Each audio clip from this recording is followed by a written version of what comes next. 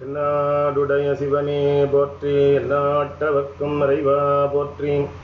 ஏகம்பத்துரையந்தாய் போற்றி, பாகும் பெண்ணுரு ஆனாய் போற்றி. திருக்கழுக்குன்றில் செல்வா போற்றி, பொறுப்பமரு பூவனத்து அரணே போற்றி. தந்தை தாயாவானும் சார்கதி எங்காவானும், அந்த மீளா இன்ப நமக்காவானும். எந்த நுயிரு தானாகுவானும் சரணாகுவானும், அருட்கோனாகுவானும் குரு. தெளிவு குருவின் திருமேனி காண்டல், தெளிவு குருவின் திருநாமம் செப்பல், தெளிவு குருவின் திருவார்த்தை கேட்டல், தெளிவு குரு சிந்தித்தல் தானே. அருட்குருநாதர் திருவடிகள் போற்றி போற்றி.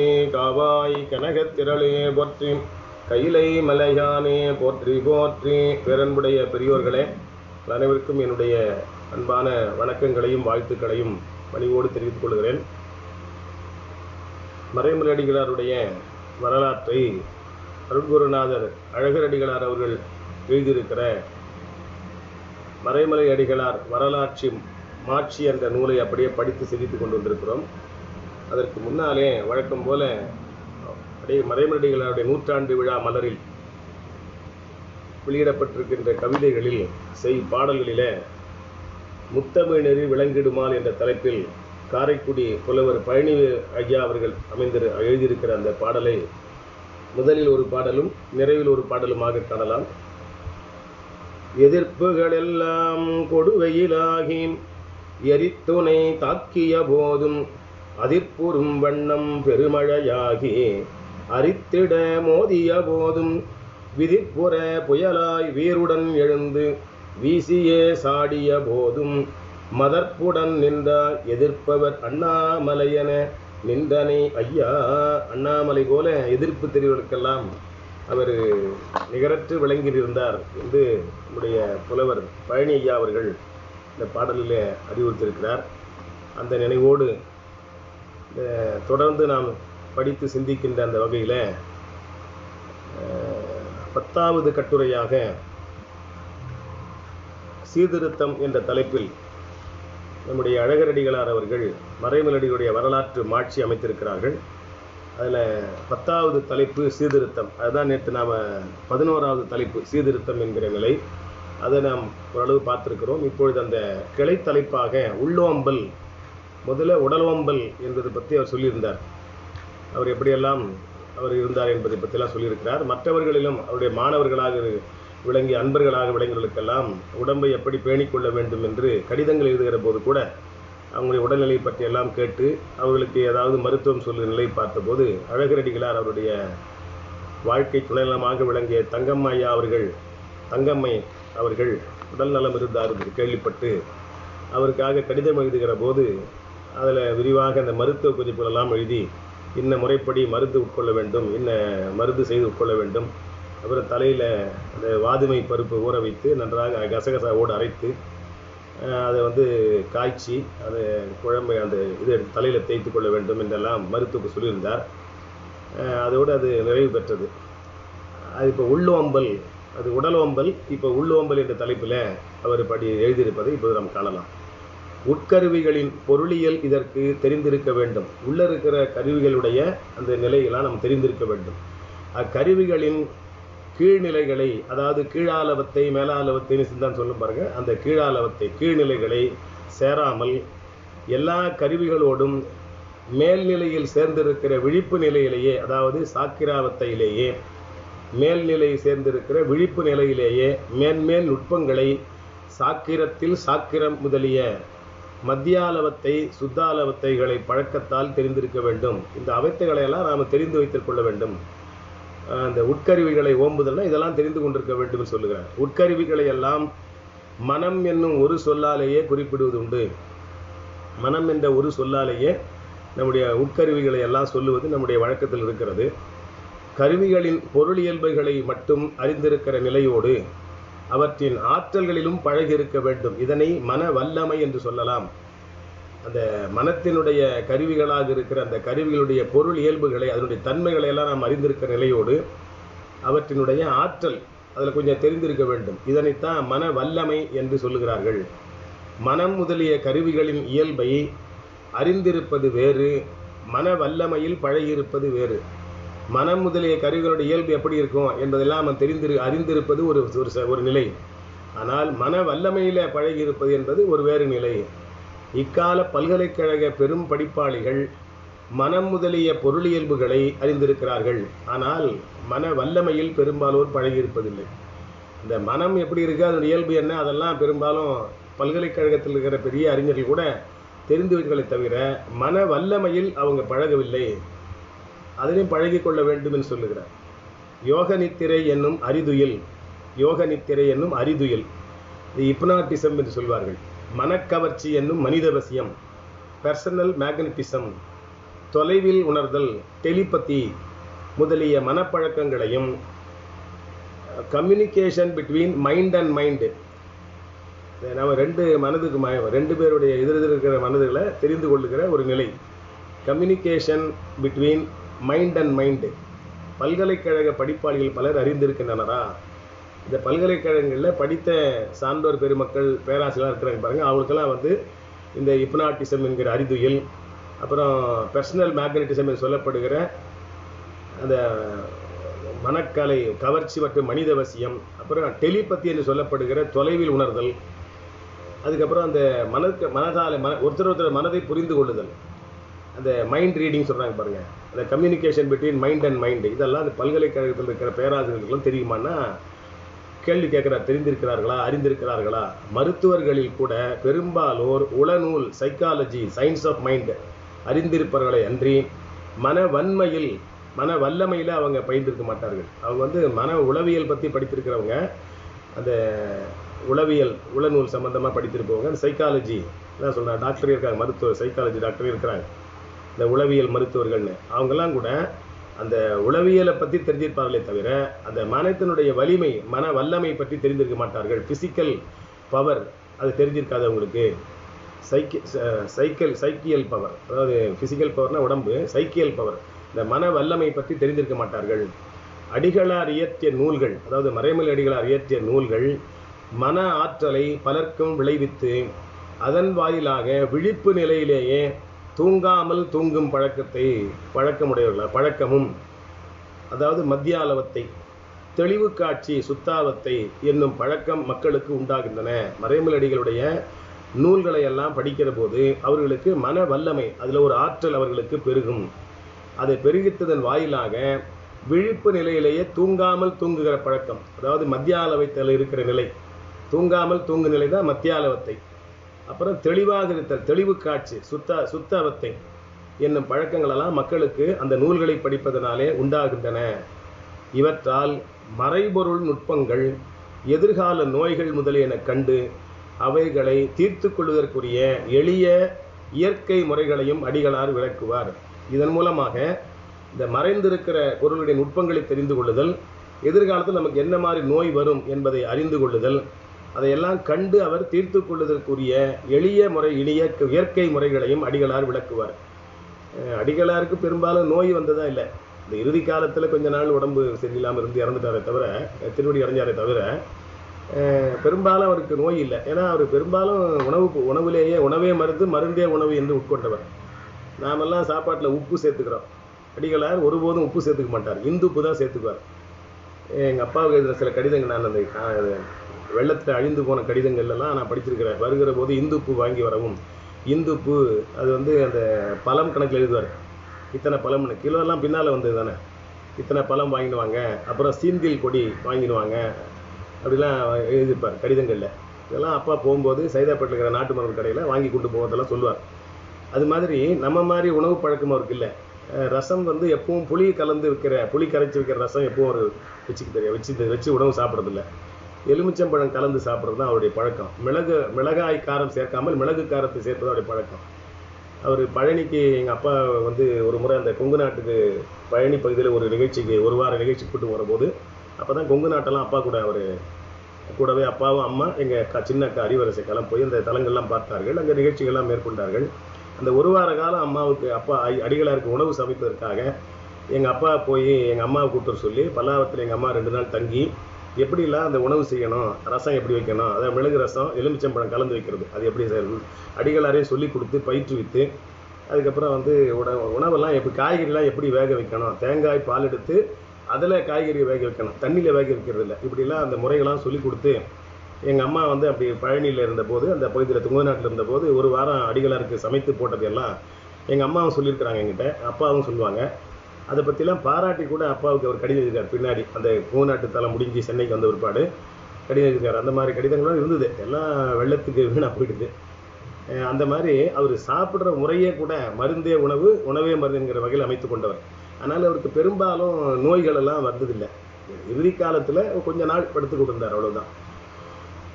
எளிய முறைகளை அடிகளார் விளக்கி காட்டியிருக்கிறார். அதை எப்படி எதிர்கால நோய் எப்படி வரும், அந்த நோய் எப்படி தீர்த்து கொள்ளலாம் அப்படிலான்றதை அவர் விளக்கி காட்டுவார். எக்ஸ்ரே முதலான கதிரொலிகளை கருவிகள் இல்லாமலேயே காணும் பேர் இதனால் மக்களுக்கு வாய்க்கிறது. நம்ம அந்த உடம்பு நிலைகளை எல்லாம் நன்றாக தெரிந்து கொண்டால், இந்த எக்ஸ்ரே எடுக்காமே நம்ம உடம்புல என்ன இருக்குது நம்ம தெரிந்து கொள்ளலாம். அந்த கருவிகள் எக்ஸ்ரே முதலான கதிரொலி கருவிகள் இல்லாமலேயே அதையெல்லாம் நாம் நோய் என்ன நோய் மாதிரி நோய் நமக்கு உள்ளே இருக்கும், அது எதிர்காலத்தில் எப்படி வரும் என்பதெல்லாம் நான் காணுகிற பேர் அந்த நூல்களை படிக்கிற மக்களுக்கு அது வாய்க்கும். விஞ்ஞானம் எல்லாம் இக்காலத்தில் கருவிகளுக்கு அடிமைப்பட்டு கிடக்கின்றன. இந்த இப்பெல்லாம் கருவிகள் பார்த்து தான், முன்னெல்லாம் வந்து மருத்துவர்கள் வந்து கையில் அந்த நாடி பார்த்து என்ன எப்படி உடம்பு இருக்குன்னு சொல்லுவாங்க. இப்போல்லாம் எடுத்த உடனே போய் உட்காந்தோடனே மருத்துவர் கேட்பார் என்ன உடம்புக்கு உங்களுக்கு அப்படின்னு. அப்போல்லாம் கேட்க மாட்டாங்க, அந்த கையில் அப்படி பிடிச்சி பார்த்து அது பித்தம் ஸ்லேத்துமம் அதெல்லாம் சொல்லுவாங்க பாருங்கள், அதெல்லாம் கபம் பித்தம் ஸ்லேத்துமெல்லாம் அந்த கணக்கில் அந்த நாடியில் பார்த்து அவங்களே சொல்லுவாங்க உடம்பு எப்படி இருக்குதா அப்படி தான் சொல்லுவாங்க. இப்போல்லாம் மருத்துவர் போனோடனே உங்களுக்கு உடம்பு என்ன பண்ணுது சொல்லுங்கள் அப்படின்னு கேட்பா, நாம் சொல்வதுக்கேற்ற மருந்து எதை கொடுக்குறாங்க. அவங்கெல்லாம் அப்படி கிடையாது. அந்த விஞ்ஞான கருவிகள் இல்லாமையே நம்ம மருத்துவம் பார்த்த காலம் நம்முடைய தமிழ் மருத்துவ காலம். அப்படி விஞ்ஞானம் எல்லாம் இக்காலத்தில் கருவிகளுக்கு அடிமைப்பட்டு கிடக்கின்றன. அதெல்லாம் கருவி இருந்தால் தான் அவங்களால பார்க்க முடியும். ஸ்டெத்தாஸ்கோப் இல்லாமல் நம்ம மூச்சை அவங்களால் கணக்கிட முடியாது. நாடியை பார்த்தே மூச்சு கணக்கிட்ட காலம் நம்முடைய தமிழ் மருத்துவ காலம். அவையெல்லாம் வியப்புக்குரியன எனினும் இயல்பல்லாதன செலவு முதலியன வாய்ந்தன. இப்போ இருக்கிற அந்த விஞ்ஞான கருவிகள் எல்லாம் ரொம்ப இயல்புக்கு மாறாக இருப்பது மட்டுமல்லாமல் ரொம்ப அதிக செலவாகவும் இருக்குது. செலவு முதலியன வாய்ந்தன, பொருளியல் சீர்கேட்டிற்கு அச்சம் முதலிய விலங்கியல்களுக்கும் உரியன. ரொம்ப பொருளாதாரம் ரொம்ப செலவாகுது. ஓரளவு விஞ்ஞான உணர்வு இருப்பின் வாழ்வியல் வளத்துக்கு உதவியாக இருக்கக்கூடும். ஓரளவு விஞ்ஞான உணர்வு இருந்தால் வாழ்வியல் வளத்துக்கு அது அதிகமாக உதவியாக இருக்கும். மெஞ்ஞான சிறப்பே எல்லா வகையான செழுமைகளுக்கும் வித்து. மெஞ்ஞான சிறப்பு தான் எல்லாவற்றுக்குமான வித்து போல இருப்பது. அந்த விஞ்ஞான சிறப்பு வந்து ஓரளவுக்கு நலம் செய்யும், ஆனால் அது வந்து பெருசாக உதவியாக இருக்காது, நம்முடைய வளத்துக்கு உதவியாக இருக்காது. அதே நேரத்தில் மெஞ்ஞான சிறப்பு என்பது நம்முடைய எல்லா விதமான செழுமைகளுக்கும் விதை போல இருப்பது. உலகம் சீர்திருந்திய நிலையில் சிறக்கும்படி விரைவில் இறைவன் அருள் புரியக்கூடும். இறைவன் நமக்கு விரைவில் இதெல்லாம் மாறி சீர்திருந்த நிலையை நமக்கு வரும்படி அருள் செய்யணும் என்று சொல்லுகிறார். காற்று குழாய்க்குள் சென்றுவிட்ட காற்றும், நெஞ்ச குழாய்க்குள் நுழைந்துவிட்ட குருதியும், உணவு குழாய்க்குள் புகழ்ந்துவிட்ட உண்பொருளும் உள்ளே என்ன ஆகின்றன என்பது பொதுவாக மக்களுக்கு தெரிவதில்லை. நம்ம சாப்பிடுகிற பொருள் அந்த உணவு குழாயில் இறங்குற பிற்பாடு என்ன வகையிலெல்லாம் அது உடம்புல போய் இறங்கி வயிற்று இறைப்பை பகுதியில் இறங்கி அதில் சில நீர்களெல்லாம் சுமந்து சுரப்பிகளெல்லாம் சுரந்து செரிமானமாகி நமக்கு எந்த வகையிலெல்லாம் நமக்கு நலம் செய்கின்றது, அது செரிமானமாகி ரத்தத்துக்கு வேண்டிய ரத்தத்துக்கு, நரம்புக்கு வேண்டியது நரம்புக்கு, தோலுக்கு வேண்டியது தோலுக்கு, எலும்புக்கு வேண்டிய எலும்புக்கு என்றால் பிரிக்குது பாருங்கள். அதெல்லாம் எப்படி நடக்குது என்பதெல்லாம் மக்களுக்கு பொதுவாக தெரியாது. காற்றுக்குள்ளே போகிற குழாய் காற்றுக்குள்ளே போன பிற்பாடு அது என்ன வேலை செய்யுது, நெஞ்ச குழாய்க்குள்ள குருதி ரத்தம் இந்த சுற்றி வருது பாருங்கள், அப்படி வான பிற்பாடு அது எப்படிலாம் எங்கெங்கெல்லாம் நமக்கு என்ன வேலை செய்யுது, உணவு குழாய்க்குள்ளே போன உணவு எப்படி மாறுகிறது, இதெல்லாம் மக்களுக்கு பொதுவாக தெரிவதில்லை. இவற்றையெல்லாம் மன வல்லமையில் நுட்பங்களால் இனிது தெரிந்து திருத்தங்களை மேற்கொள்ளலாம். இதெல்லாம் நம்ம தெரிந்து கொண்டால் காற்று உள்ளே போனால் எப்படி நமக்கு வேலை செய்யுது, ரத்தம் நெஞ்சப்பைக்குள்ளேருந்து எப்படி வெளியில் போகுது உள்ளே வருது, அதெல்லாம் தெரிந்து கொண்டால் நல்ல மூச்சு பயிற்சி பண்ணுறது, இதெல்லாம் பண்ணால் உடம்பு நலமாக இருக்குது. இது மாதிரி தெரிந்து கொண்டு அதற்கு ஏற்ற வகையில் நம்ம மன வல்லமை நம்ம தெரிந்து கொண்டால், நுட்பமாக தெரிந்து கொண்டால், அதுக்கப்புறம் நம்ம உடம்பு நிலைகளுக்கு ஏற்ப திருத்தங்களை எல்லாம் நாம் செய்து கொள்ள முடியும். எல்லா கருவிகளோடும் உயிரறிவு கூடியிருக்கும் இடம் புருவ நடு. இந்த உடம்பில் இருக்கிற அத்தனை கருவிகளுக்கும் உயிர் அறிவு ரொம்ப கூடியிருக்கிற இடம் எதுன்னா புருவ நடு. அந்த புருவ நடு தான், அதுக்காக தான் அந்த இடத்துல யாருக்கும் தெரியக்கூடாதுன்னு நாங்கள் பொட்டு வைக்கிற பழக்கம்லாம் தமிழகத்தில் வந்தது, தமிழர்கள் இடையிலே வந்தது என்றெல்லாம் சொல்லுவார்கள். எல்லா கருவிகளுக்கும் உயிரறிவு கூடியிருக்கிற இடம் புருவ நடு. அதனை மனக்கண் அல்லது நெற்றிக்கண் என்பர். அதனை மனக்கண் அல்லது நெற்றிக்கண் என்று சொல்வர். அது மேல் நோக்கி இருக்கும். நோக்குதல், ஆழ்ந்து நோக்குதல், உற்று நோக்குதல், உறுத்து நோக்குதல், வேரின்றி நோக்குதல் ஆகிய நனவு, கனவு, உறக்கம், பேருறக்கம், உயிர்ப்படக்கம் என்னும் சாக்கிரம் சொப்பனம், சுழுத்தி, துரியம், துரியாதீதம் ஆகிய ஐவகை நிலைகளால் அடிக்கடி தேனித்து நெற்றியிலிருந்து உச்சி வரையிலும் இம்மனக்கண் வல்லமையை அடையலாம். நம்ம அடிக்கடி தியானம் இருக்கணும். அதாவது தேனித்தல்னா தியானம். தேனித்து என்றது திரிப்பார், கழிப்பார், தேனிப்பார் திருவாசகத்தில் வருகிற சொல்லுது. நல்ல தியானம் என்பதற்கு நிகரான தூய தமிழ்ச்சொல். அப்படி தேனித்து இருக்கிற போது அதனால் நமக்கு நல்ல பல நிலைகளெல்லாம் வரும். அது மாதிரி நெற்றியிலிருந்து அந்த உச்சி வரையில் அப்படியே மனக்கண்ணில் அப்படி நிறுத்து, அப்படி நினைத்து நம்ம தானத்தில் இருந்தால் நெற்றியிலிருந்து உச்சி வரையில், நெற்றியிலிருந்து மேலே இந்த துவாதசாந்த பேர் சொல்லுகிற அந்த 12 அங்குலம் மேலே அது வரையில் அந்த மனக்கண், நம்ம மனக்கண்ணால் இறைவனை தியானம் பண்ணும்போது இவை எல்லாம் மேற்கூறிய நிலைகளில் நூல்களில் அடிகளார் இயற்கை திருத்தங்களாக விளக்கியிருக்கிறார். இதையெல்லாம் அவர்கள் மெல்ல சொன்ன நூல்களெல்லாம் ரொம்ப யோக நித்திரை, அது மனிதவசியம், தொலைவில் உணர்தல், இதெல்லாம் அடிகளார் அதை விளக்கமாக சொல்லியிருக்கிறார். நோக்குதல் கூட நோக்குதல், ஆழ்ந்து நோக்குதல், உற்று நோக்குதல், உறுத்து நோக்குதல், வேரின்றி நோக்குதல் ஆகியவை நனவு, கனவு, உறக்கம், பேருறக்கம், உயிர்ப்படக்கம். அதான் சுழுத்தி, துரியம், துரியாதீதம் என்ற நிலைகள் எல்லாம் சாக்கிரம், சொப்பனம், சுழுத்தி, துரியம், துரியாதீதம் இதெல்லாம் கலை சொற்கள் அல்லது வட சொற்கள் சொல்லுகிறோம். இதெல்லாம் தமிழ்படுத்தி அடிகளார் சொல்கிறார். அதெல்லாம் அந்த வகையில் நாம் இருந்தோம்னா நமக்கு நல்ல தியானம் தான் நமக்கு உடலை நல்ல வலிமை சேர்க்கும்.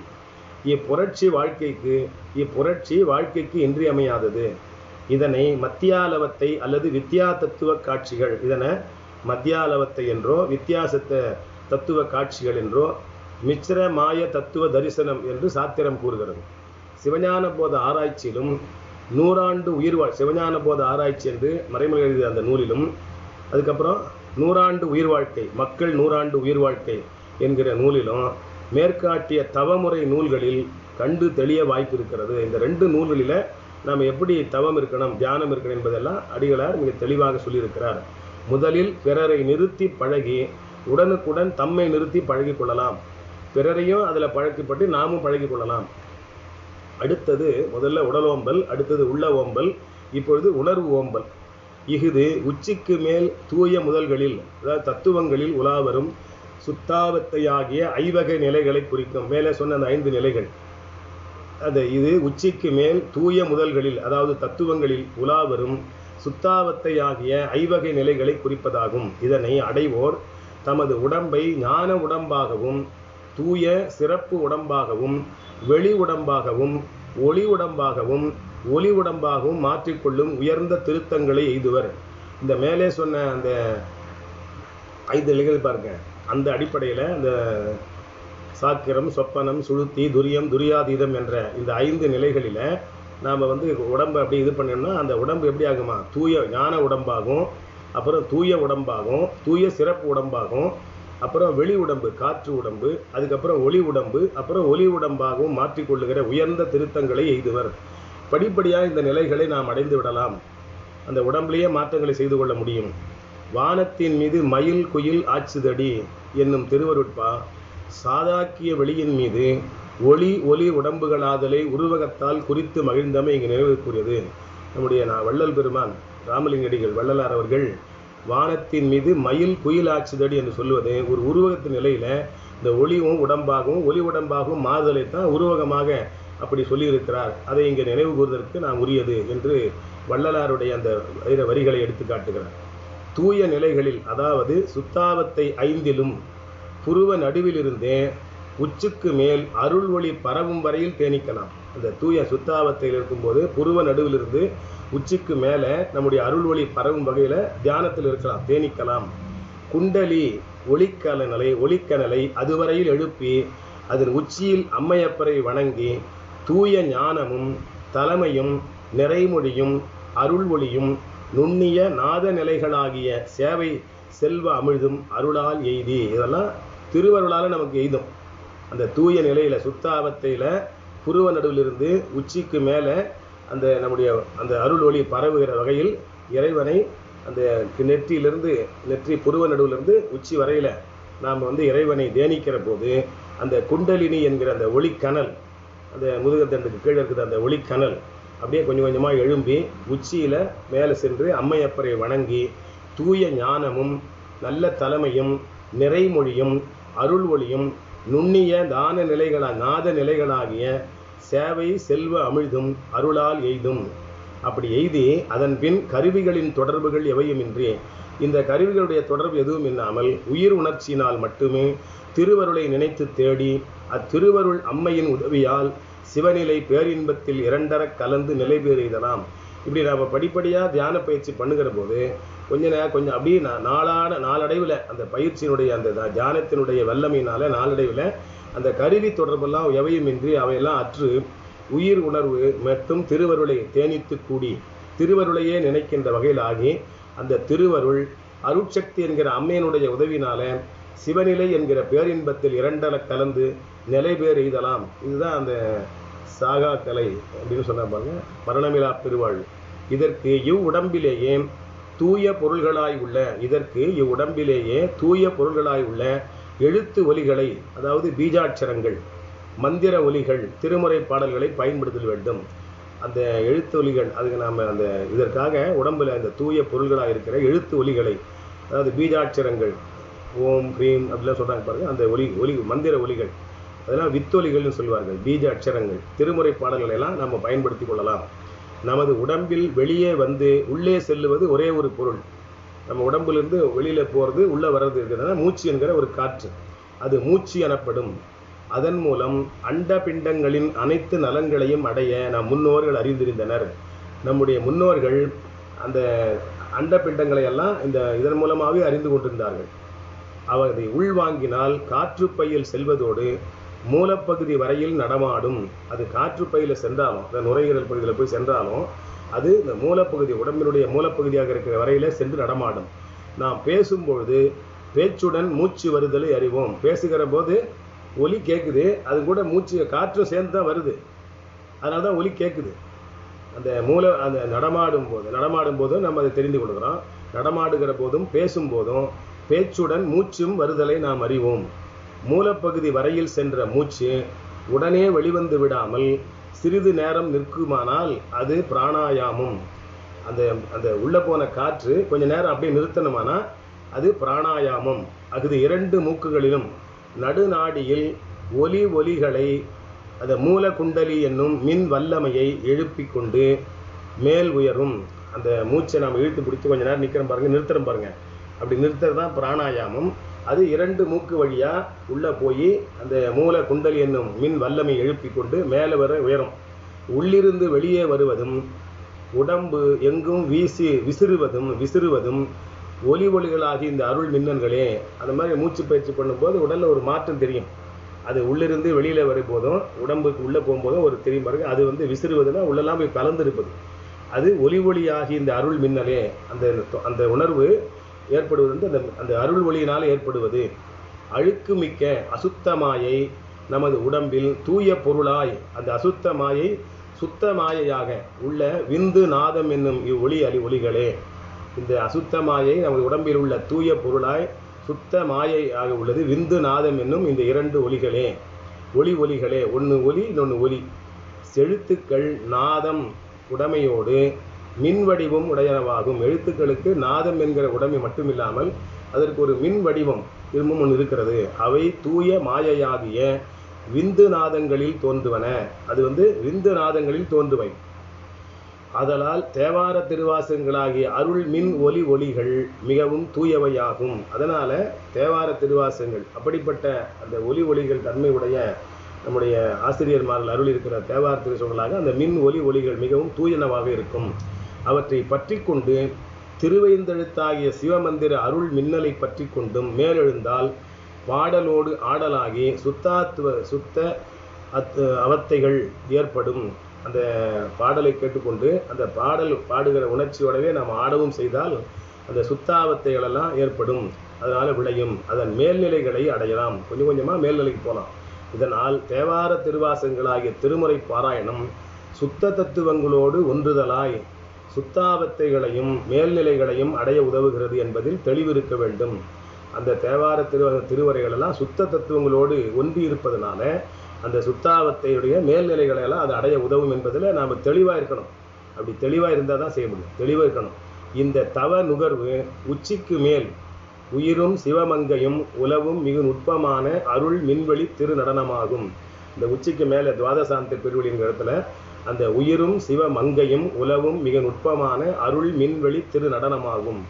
சுத்தமாயையில் உரிமையோடு திகழும் சோதி இன்பமாகும்.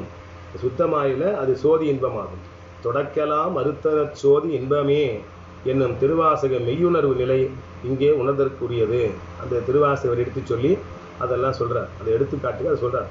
பொதுவாக மக்கள் பாராயணம் பண்ண வேண்டும் என்பது, பொதுவாக மக்கள் பாராயணம் பண்ணு சொல்கிறது எதுக்காகன்னா சுத்தத்தோடு பழகுவதற்காகும். அந்த சுத்த தத்துவத்தோடு பழகுவதற்கு உச்சிக்கு மேற்பட்ட இத்தேனிப்பு பழக்கத்தால், அந்த உச்சிக்கு மேற்பட்ட அந்த தியான பழக்கத்தால் தூய ஞானமும் தூய தலைமையும், அதாவது சுத்த வித்தையும் ஈஸ்வரம் வெளி ஒளி ஒலி உடம்புகளும் சாதாக்கியம் என்று சொல்லப்படுகிற வெளி ஒளி ஒலி உடம்புகளும் அவற்றிற்கு காரணமான தூய மின்னலும் அதாவது விந்தும் தூய அமிர்தமும் நாதமும் மக்கள் அடைவார்கள். படிப்படியாக இந்த பாராயணம் பண்ணுறதுலையும் தியானம் இருப்பதிலையும் படிப்படியாக நிலைகளால் நமக்கு ஏற்படும். சாதாக்கிய தத்துவம் மணி எனப்படும். விந்து தத்துவம் மந்திரம் எனப்படும். அந்த சாதாக்கிய தத்துவம் வந்து மணி போன்றது, விந்து என்பது மந்திரம் போன்றது, நாத தத்துவம் அமிர்தம் போன்றது. மணி மந்திர ஔடதங்களாகிய சுத்தாவத்தைகளை உயர்வகை தேனிப்பால் பெற்று உயர்ந்த வகையுடைய தியானத்தினால் அதை பெற முடியும். உடல் நலம், உள்ள நலம், உணர்வு நலம் முதலியன எய்துதல் எவ்வளவு சிறப்பான சீர்திருத்தம் என்பதை சற்று எண்ணிப்பார்மின். அந்த உடல் நலம், உள்ள நலம், உணர்வு நலம் முதலிய எல்லாம் எய்துதல் எதனாலனா அந்த உயர்ந்த நிலையில தேனி பிரித்தல். அதுதான் அவ்வளவு. அதனால இருந்தால் சீர்திருத்தம் என்பது இதுதான் ஒரு சீர்திருத்தம். இதை எண்ணி பாருங்கள். எண்ணிய எண்ணியாங்கு எய்துவ எண்ணியர் திண்ணியராக பெறின். அந்த எண்ணுவர்களெல்லாம் நல்ல எண்ணியாங்கு எழுதணும். நல்லா ஆழ்ந்து எண்ணனா அந்த எண்ணதை அப்படியே திண்ணியா செயலாகும் என்று சொல்லுகிறார். இந்த திருத்தங்கள் எல்லாம் சிவஞான போத ஆராய்ச்சி, சைவ சித்தாந்த ஞான போதம், நூறாண்டு வாழ்க்கை முதலியவர்களில் அடிகளார் விளக்கிய பற்பல உண்மைகளை கொண்டு தெரியலாம். இந்த மேலே சொன்னதெல்லாம் இன்னும் விளக்கமாக அவர் சிவஞான போத ஆராய்ச்சி என்கிற நூலிலும் சைவ சித்தாந்த ஞான போதம் என்கிற நூலிலும் நூறாண்டு மக்கள் நூறாண்டு உயிர் வாழ்க்கை என்கிற நூலிலும் அடிகளார் மிக தெளிவாக விளக்கி பற்பல உண்மைகளை கொண்டு இதை தெளிவித்திருக்கிறார். எடுத்துக்காட்டுகளோடு விளக்குதனால் இது சிற்றுரை. இச்சிற்றுரை மிகவும் விரியும். இதெல்லாம் எடுத்துக்காட்டி இங்கே விளக்குனா இந்த கட்டுரை ரொம்ப பெருசாகிடும். அதனால் சிலவற்றை நான் சொல்லுகிறேன் என்று நம்முடைய அழகரடிகளார் மறைமலடிகளுடைய இந்த 3 நூல்களிலிருந்து சிவஞான போத ஆராய்ச்சி, சிவஞான சைவ சித்தாந்த ஞான போதம், நூறாண்டு வாழ்க்கையிலிருந்து சிலவற்றை எடுத்து காட்டுகிறார். அதில் சிவஞான போத ஆராய்ச்சி என்கிற நூலில் பக்கம் 212 சொன்ன ஒரு கருத்து, ஒரு 3 வரியில் சொல்லியிருக்கிற கருத்து எடுத்து சொல்லுகிறார். தூய விஞ்ஞான கலரும் தன்னிலைக்கு ஏற்ப சுத்தமாயின் கண் இறைவனருளால் ஆண்டு உளவாய தூய ஒளிவுடம்பும் கருவிகளும் நிலனும் நுகர்பொருளும் பெறலாயினர். இது சிவஞான போத ஆராய்ச்சி என்ற நூலில் எடுத்து கூறுகிறார். தூய விஞ்ஞான கலரும் தன்னிலைக்கு ஏற்ப சுத்தமாயின் கண் இறைவனருளால் ஆண்டு உளவாய தூய ஒளி உடம்பும் கருவிகளும் நிலனும் நுகர்பொருளும் பெறலாயினர். இந்த விஞ்ஞான கலர் எப்படி அந்த தூய உடம்பு பெறுவதுன்னா சுத்தமாய கண்ணை பெறுகிறார்கள் என்று சொல்லுகிறார். அடுத்து சைவ சித்தாந்த ஞான போதம் என்ற நூலிலிருந்து பக்கம் 212 13 வரையில் சொல்லியிருக்கிற கருத்துக்களை எடுத்து காட்டுகிறார். தேவார திருவாசக செந்தமிழ் மாமரை திருப்பதிகங்களை அன்பினால் எடுத்து ஓதி, தேவாரம் திருவாசகம் முதலிய தெய்வ ஒன்தீந்தமிழ் செந்தமிழ் மாமரை திருப்பதிகங்களை அன்பினால் எடுத்து ஓதி அகங்கரைதலே கழிவரும் சிறப்புடையது. சிறப்புடைத்தாம். அதை ரொம்ப அன்பாக அப்படியே உள்ளம் குளிரும் உள்ளம் கரையும்படி நாம் பாராயணம் பண்ணணும். அப்படி பண்ணால் அது பெரிய சிறப்பு நமக்கு சேரும். புருவ நடு என்னும் நெற்றிக்கண், அந்த புருவ நடு என்கிற நெற்றிக்கண் என்றும் இறைவனும் உயிரும் ஒன்றனோடு ஒன்று பிரிவர இருவராய் பிரிவரவிராய் குளிரும் நடுநிலையாம். இந்த புருவ நடு என்பது நெற்றிக்கண் என்பது இறைவனும் உயிரோ ஒன்றோடு ஒன்று பிரிவில்லாமல் இருக்கிறது என்று உணர்ந்து கொள்க. அதை நாம் தெரிந்து கொள்ளணும். அது நடுநிலையான நிலை என்று உணர்ந்து கொள்ளணும். இதனை திருமூலர், ஆசிரியர் திருமூலர் நெற்றிக்கு நேரே புருவத்து இடைவெளி, நெற்றிக்கு நேரே புருவத்து இடைவெளி, 2 புருவத்துக்கு நடுவில் இருக்கிற இடம், நெற்றிக்கு நேராக இருக்கிற இடம், 2 புருவத்துக்கு நடுவில் இருக்கிற இடம், நெற்றிக்கு நேரே புருவத்து இடைவெளி உற்று உற்று பார்க்க. அப்படியே அந்த புருவ நடுவே நாம் அப்படியே கண்ணை மூடிக்கொண்டு பார்க்க உற்று உற்று பார்க்க ஒளிவிடும் மந்திரம். அங்கே ஒரு ஒளி தோன்றும். பற்றுக்கு பற்றாய் பரமன் இருந்திடம். அந்த பற்றுகின்ற பொருளாக இருக்கிற பரமன் அங்கதான் இருக்கிறார். பற்றுக்கு பற்றாய் பரமன் இருந்திடம் சிற்றம்பலம் என்று தேர்ந்து கொண்டானே. அதுதான் சிற்றம்பலம், பெருமான் ஆடுகின்ற சிற்றம்பலம் என்று தேர்ந்து கொண்டானே என்று நன்கு திருட்டி அருளினமை காண்க. ரொம்ப சிறப்பாக எடுத்து கூறியிருப்பதை நாம இந்த திருமந்திரத்தில் காணலாம் என்று இந்த கருத்தை சைவ சித்தாந்த ஞான போதம் என்கிற நூலில் பக்கம் 212 அடிகளார் மறைமுறையில் எழுதியிருக்கிறார். அதை எடுத்து காட்டியிருக்கிறார். அடுத்து மக்கள் 100 ஆண்டு உயிர் வாழ்க்கை பக்கம் 333 மனநிலையை எவ்வளவுக்கும் நலமுடையதாக வைத்து ஒழுகுகின்றார்களோ அவ்வளவுக்கு அவர்கள் நீண்ட காலம் மூவா யாக்கையினராய் நன்கு உயிர் வாழ்வர். மனநிலையை எவ்வளவு நலமா வச்சுக்கிறோமோ, மனத்தை நல்லா வச்சுக்கணும். அப்படி வைத்துக்கொண்டால், அப்படி வைத்துக்கொண்டு ஒழுகிறவர்களுக்கு அந்த அந்த மூப்பு வராது. வாழ்கிற காலம் வரையில மூப்பு வராமல் இருக்கும். நீண்ட காலம் மூவா யாக்கையினராய் நன்கு உயிர் வாழ்வர். மனநிலையை எவ்வளவுக்கு நலமுடையதாக வைத்து ஒழுகுகின்றார்களோ அவ்வளவுக்கு அவர்கள் நீண்ட காலம் மூவா யாக்கையினராய் நன்கு உயிர் வாழ்வர். அந்த உடம்பு அவ்வளோ சீக்கிரம் மூப்பு அடையாது. சில பேர் பாருங்க 80 வயசு இருக்க பார்த்தா 60 வயசு தான் சொல்லுவாங்க. அந்த மாதிரி இருப்பாங்க. அதுக்கு என்ன காரணம்? அந்த மனது ரொம்ப நல்லா இருக்கிறாங்கன்னு அர்த்தம். மனது நல்லா இருந்தால் இதெல்லாம் நடக்கும் என்று சொல்லுகிறார். இது மக்கள் 100 ஆண்டு உயிர் வாழ்க்கையில் சொன்னது. மனநிலையை எவ்வளவுக்கு எவ்வளவு நலமுடையதாக நாம் வைத்துக் கொள்ளுகிறோமோ, அப்படி வைத்துக்கொண்டு ஒழுகுகிறோமோ அவ்வளவுக்கு அவ்வளவு நீண்ட காலம் அந்த வாழ்கின்ற காலத்தில் அவங்க மூவா யாக்கை மூப்பு வராது. மூப்பு வராமல் இருக்கும். நன்கு வாழ்கிற காலம் நன்கு மூப்பு இல்லாமல் இருப்பார்கள். இறைவன் ஒளியோடு இறைவன் ஒளியுடன் உயிரின் உணர்வு ஒருங்கு தோய்ந்து அருள் ஒளியை தலையின் உச்சிக்கு மேலும் சுடர்ந்து எரியச் செய்யும். இறைவனுடைய ஒளியோடு உயிர் உணர்வும் ஒருங்கு சேர்ந்து அருள் ஒளியின் தலை அந்த தியானத்தில் இருக்கும்போது அந்த மூச்சு இங்கே நினைச்சிருக்கிற போது கொஞ்சம் கொஞ்சமாக அது மேல் நோக்கி போகும். அந்த உச்சிக்கு மேலும் சுடர்ந்து எரியச் செய்யும். தவ உடம்பை சூழ கண்ணையும் கருத்தையும் கவரும். அந்த தவ உடம்பு நம்ம உடம்புக்கு அமைய கண்ணையும் கருத்தையும் அது கவரும். அங்கே ஒரு நல்ல ஒரு ஒளிவட்டம் தெரியும். கதிரொளி வட்டம் ஆரா என்று சொல்லுகிறார் பாருங்க. இப்போ ஒரு கார் கூட விட்டுருக்கான் இதே பேரில், ஆரான்ற பேரில் ஒரு ஒளிவட்டம்னு பேர் இருக்கு. அந்த கதிரொளி வட்டம் எந்நேரமும் அதை துலங்கிக் கொண்டே இருத்தல் எல்லார் கண்களுக்கும் புலனாகாவிடினும் தெளிவு காட்சி, அதாவது கிளார்வாயண்ட் விஷன் என்று அது ஆங்கிலத்தில் குறிப்பிட்டிருக்கிறார்.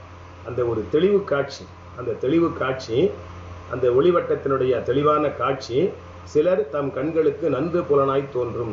அருளாளர்களுக்கு அது தோன்றும். அந்த ஒளி வட்டம் தோன்றும். அந்த தியானத்தில் இருக்கிற போது அந்த ஒளிவட்டம் தோன்றும். அப்படி சில பேருக்கு அது தோன்றும். சிலர் தம் கண்களுக்கு நன்கு புலனாய் தோன்றும். இது தமிழர் மதம் என்கிற நூலில் பக்கம் 256 மறைமலடிகள் எடுத்து சொல்லியிருக்கிறதை இந்த கட்டுரையில் எடுத்து காட்டியிருக்கிறார் அழகரடிகள். அடுத்து இதில் உயிர் ஓம்பல், உளம் ஓம்பல், அப்புறம் சொன்னேன்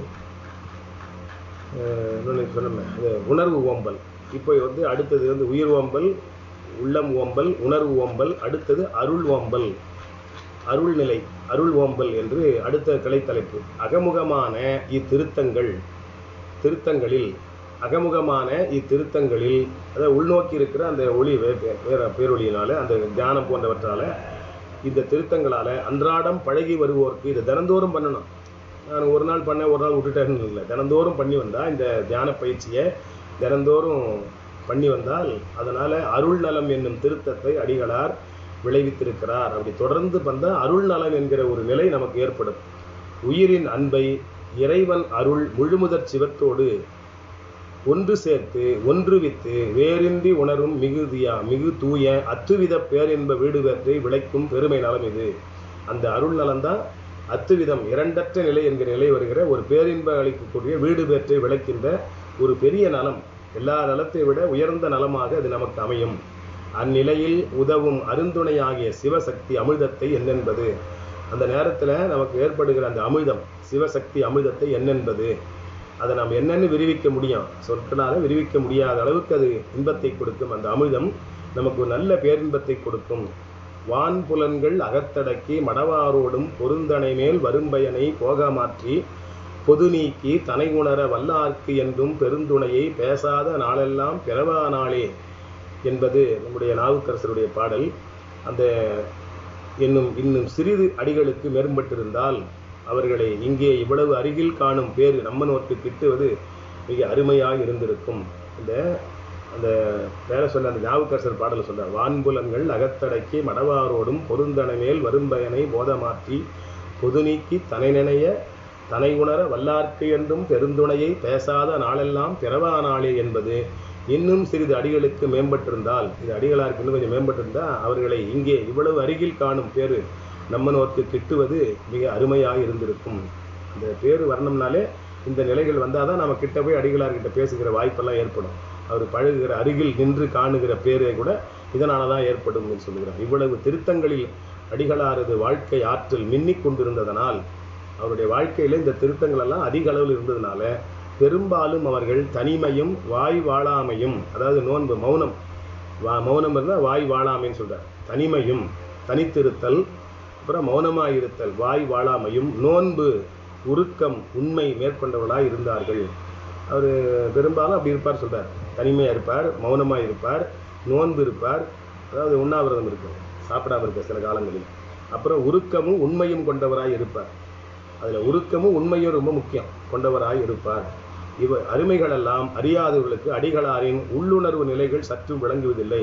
இதெல்லாம் தெரியாதவங்களுக்கு அடிகளார் என்னமோ பண்ணிக்கிறாரு, என்னமோ பண்ணுறாரு, அவர் என்னமோ சொல்கிறாரு, என்னமோ செய்கிறாருன்னு சொல்லுவாங்க. அதெல்லாம் அவருக்கு விளங்குறதில்லை. அவங்களுக்குலாம் அந்த கொஞ்சம் விவரம் தெரிஞ்சவங்களுக்கு தான் அது தெரியும். உயர்ந்த தமிழும் உயர்ந்த கொள்கைகளும் உயர்ந்த திருத்தங்களும் இவற்றின் விளைவுகள் இப்படியெல்லாம் அவர் இருந்ததுனால தான் அந்த தமிழில் ஒரு உயர்வு, உயர்ந்த தமிழ், உயர்ந்த கொள்கைகள், உயர்ந்த சீர்திருத்த நோக்குகளோடு அவர் வாழ்ந்து வந்தார். அதெல்லாம் அதனுடைய விளைவுகள். அதனால் இப்பெருநிலையை எய்தாதவர்கள் எங்கனம் தமிழ்ச்சுவையும் ஞானச்சுவையும் பெற மாட்டுவர். இந்த நிலை எய்தாதவங்கெல்லாம் தமிழ்ச்சுவையோ இந்த ஞானச்சுவையோ ஒருபோதும் பெறமாட்டார்கள். தமிழின் இலக்கண நுட்பங்களும் இலக்கிய உட்பங்களும் எங்கனம் அடைவர். அவங்களுக்கு இலக்கண நுட்பமோ இலக்கியத்தினுடைய சிறப்புகளோ தெரிவதற்கு வாய்ப்பில்லை. உயர்ந்த சுவை நடை அவர்களுக்கு எவ்வாறு கைவரும்? நல்ல உயர்ந்த சுவையான நடை அவர்களுக்கெல்லாம் கை வராது. இந்த மாதிரிலாம் திருத்தங்களை மேற்கொண்டாதான் அதெல்லாம் கைவரும்.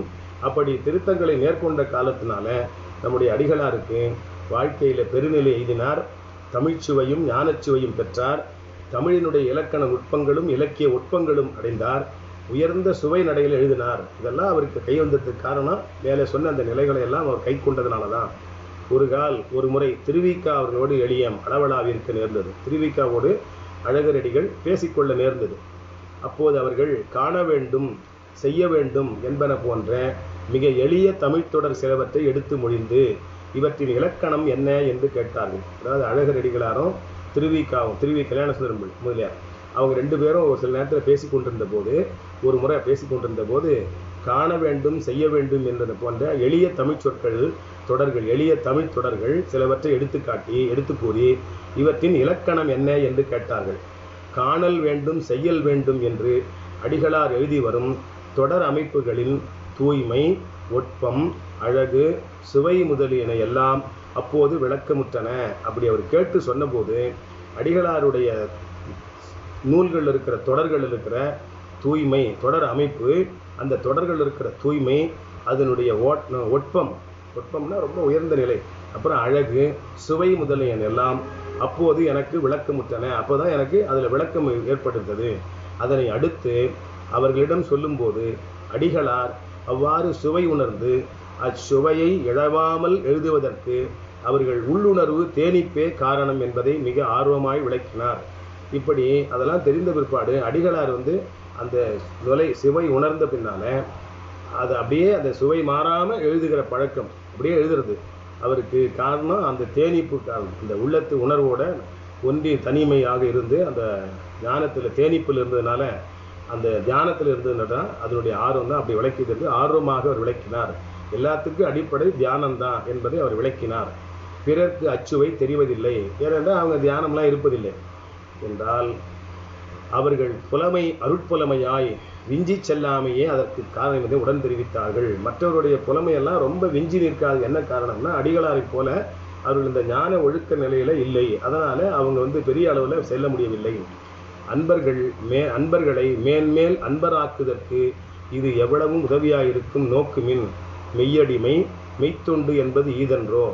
இப்படியே பல அன்பர்களை அந்த மாதிரி ஊக்கம் பண்ணி அவர் நிறைய பண்ணார். அடிகளார் நிறைய அன்பர்கள்லாம் வளர்த்தாருங்களா, அதெல்லாம் வந்து இந்த மாதிரி வருவதற்கு அதெல்லாம் பாருங்க, இதெல்லாம் மெய்யடிமை மெய்த்தொண்டு என்பது போன்றது அப்படின்னு சொல்றார். அடுத்தது சேவை ஓம்பல், சர்வீஸ் சொல்ற பாருங்க. சேவை ஓம்பல் வாழ்க்கை அகம் புறம் எனப்படும்.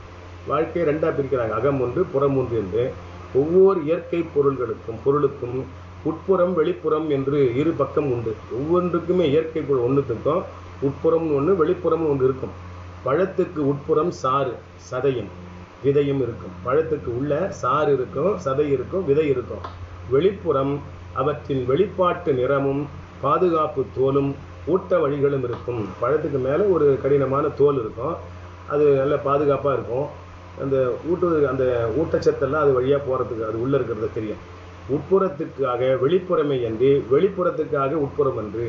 அந்த உள்ளே இருக்கிற பொருள் எல்லாம் பாதுகாக்கிறதுக்காக வெளிப்புறமே தவிர வெளிப்புறத்துக்காக உள்ளே இருக்கிறது இல்லை. உள்ளகிற அந்த பொருட்கள் எல்லாம் சதை சாறு விதைகளெல்லாம் பாதுகாப்பதற்காக வெளியில் ஒரு தோல் இருக்குது, மூடி இருக்குது.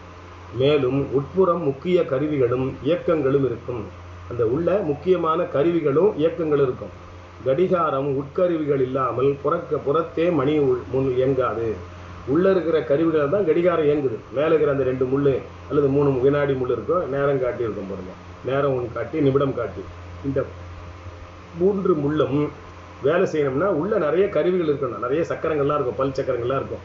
அது இயங்குற போதா உள்ளது இயங்குற போதா வெளியில் அந்த மணி நமக்கு காட்டுகிறது. அதுபோல் உள்ள முக்கியமான கருவிகள் இருக்கும், அது இயங்குற போதா உடம்பு வெளியிலையும் இயங்க முடியும். இந்த உடம்பை எடுத்துக்கொண்டால் உட்கருவிகளும் வெளிப்புலன்களும் புறப்பொருள்களும் உள்ளன. உடம்பை எடுத்துக்கொண்டால் உள்ள கருவி இருக்கிறது, வெளியில புலன்கள் இருக்கிறது, புறப்பொருள் இருக்கிறது. புறப்பொருளாகிய உலகப் பொருள்களை வாங்கி உள்ளே அனுப்புவதற்காக உடம்பில் இடை நடுவாக பொறிபுலன்கள் உள்ளன. இந்த உலகப் பொருள்கள் எல்லாம் நாம் பார்த்து அனுபவிப்பதற்கு ஏற்ற வகையில் உடம்பில் பொறிபுலன்களாக அமைந்திருக்கின்றன. மற்றபடி அகமும் புறமும் வாழ்க்கை நிகழ்ச்சிகள், அவற்றின் அகமே முக்கியம். இந்த அகம்புறம் 2 வாழ்க்கை நிகழ்ச்சிகள் தான். எது முக்கியம்னா அகம்தான் முக்கியம்.